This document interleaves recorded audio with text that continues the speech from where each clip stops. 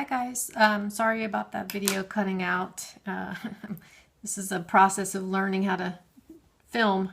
But anyway, the last video cut off where I was attaching this bottom panel to, when you flip it over, just the bottom half of the scored mark.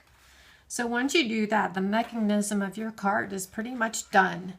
And then you might have to kind of work it to get it to fold right the first couple of times, but in this case it actually did pretty good. You just fold down, and then you just might want to press it up a little bit just to make sure that all the lines are good and set.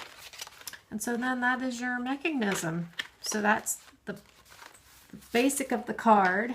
And then I actually didn't finish decorating my pieces, and I'm running out of time and running out of daylight. So just real quickly, these two panels are measured at, I believe, well, now I can't find it, but it'll be on the, I think it's 3 3/4 by 4. Yeah, that's what these are. 3 3/4 by 4. And I did not decorate the pop-out panels yet. I will have to do that later. But at least this gives you guys an idea of what happens. So the only thing I will tell you about these, when you go to stamp or decorate these panels that adhere to the pop-out part, these are 2 3/4 by 2.5. Just make sure if you're stamping that you have the 2.5 inch side facing up. If you turn it this way, it won't fit on your panel. So make sure that this is the 2.5 inch side. I stamped a few things the wrong direction and found that out the hard way too. But anyway, once you have your panels decorated here, you would just adhere them to this panel. And then you could also cut out a piece of cardstock here if you wanted to write a note. But that's how this card would work. And since I don't have these panels, I'll just take them out. We're not going to attach these for now. And then the front of this card I would decorate it with this panel here. It's 2.5 by 5.5. Actually, on this one, it's not quite 5.5. I was using up some scraps of cardstock that I had, some pattern paper, I mean, and I was 1/4 inch shy on this one, but I went ahead and I put the accurate measurements for you guys, but on here it won't actually match.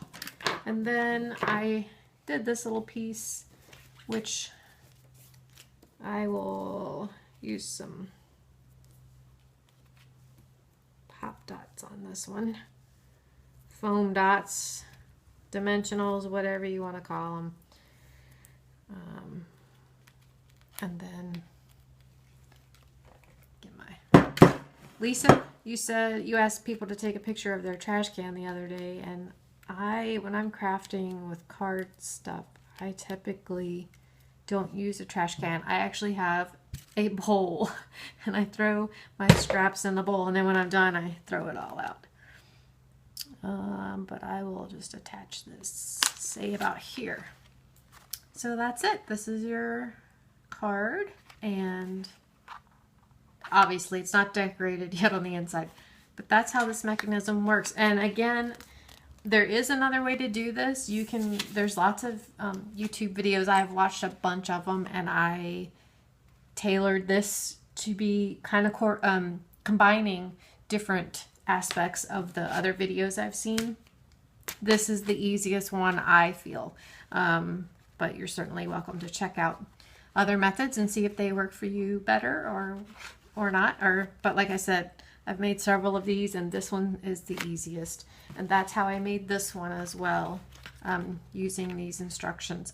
So I will try to attach the measurements so that you guys can print those off. But otherwise, if you have any questions, just let me know. Thanks.